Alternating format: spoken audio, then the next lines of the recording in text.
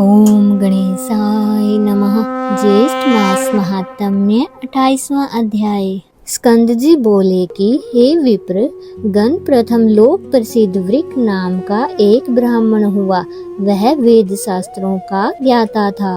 वह धनवान और अनेक भाई बंधुओं से युक्त था। उस ब्राह्मण के रूप और गुण से युक्त स्त्री थी, परंतु वह ब्राह्मण संतानहीन होने के कारण अत्यंत दुखी था और उसने अपनी श्रीदेवी सेना के साथ चिरकाल पर्यंत सुख भोग किया, परंतु वृद्धावस्था में वह पुत्रहीन होने के कारण अत्यंत दुखी हो गया और उसने संतान के निमित्त अनेक व्रत तथा यथाविधि किए। जब वृद्धा अवस्था तक भी उस ब्राह्मण को कोई संतान नहीं हुई तो वह अपने प्राण त्यागने के निमित्त बड़े भारी वन में चला गया। वन में जाकर उसने भोजन और निद्रा का त्याग कर दिया और चौथे दिन वह ब्राह्मण विकल के वश होकर उस वन में मूर्छित होकर गिर पड़ा। सब पर दया करने वाले भगवान उसके निश्चय को देखकर एक ब्राह्मण के रूप में उसके पास आकर बोले, हे ब्राह्मण, तुम कौन हो और कहां से आए हो? अपने प्राणों का त्याग क्यों करते हो? उस ब्राह्मण रूपधारी भगवान के वचन सुनकर उस वृद्ध ब्राह्मण ने सब वृतांत कहा। तब भगवान कहने लगे कि हे ब्राह्मण, तुम अपने घर को जाओ और जो व्रत मैं तुमको बताता हूँ उसको विधि पूर्वक करो। ज्येष्ठ मास के आने पर जितेंद्रिय होकर प्रतिदिन सूर्योदय के समय स्नान करो। 1 मास तक ब्रह्मचारी रहकर हविष्य भोजन करो। त्रिविक्रम भगवान का पूजन और दही और चावल का नैवेद्य अर्पण करो।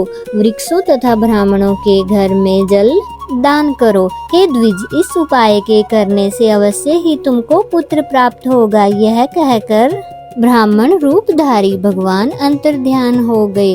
वृद्ध ब्राह्मण उनको विष्णु रूप मानकर अपने घर उनके कथन के अनुसार अपनी स्त्री सहित व्रत करने को तत्पर हुआ और प्रतिदिन प्रातः काल स्नान करने लगा। किसी समय देव योग से शरावती नदी के तट पर उसने एक व्याघ्र को देखा। वृक्षों के झुंड में से वह अत्यंत भूखा व्याघ्र वृंदारक के समीप आया और उस व्याघ्र को आया देखकर वृंदारक ने जल पात्र को उसके ऊपर फेंक दिया और जल बुंदू के स्पर्श से वह व्याघ्र दिव्य देहधारी हो गया और वह प्रसन्न आत्मा व्याघ्र कहने लगा कि हे ब्राह्मण, आपके दर्शन से मैं धन्य हूँ। ब्राह्मण, पहले मैं व्याघ्र था और मैंने अनेक हिंसाएं की और उसी दोष से दूसरे जन्म में भी मैं व्याघ्र हुआ। आज उस दोष से युक्त से मैं आपके दर्शन मात्र से मुक्त हो गया। हे भद्रे, आप क्या पुण्य करते हैं? वह पुण्य कृपया करके मुझे दीजिए। व्याघ्र के ऐसा कहने पर ब्राह्मण ने ज्येष्ठ मास कृत पुण्य को उस व्याघ्र को अर्पण कर दिया और वह व्याघ्र ज्येष्ठ मास स्नान कृत पुण्य के प्रभाव से स्वर्गलोक को गया। उसके पश्चात वृंदारक ब्राह्मण ने फिर उस व्रत को किया और उस मास व्रत के प्रभाव से उसे महान तेजस्वी पुत्र उत्पन्न हुआ।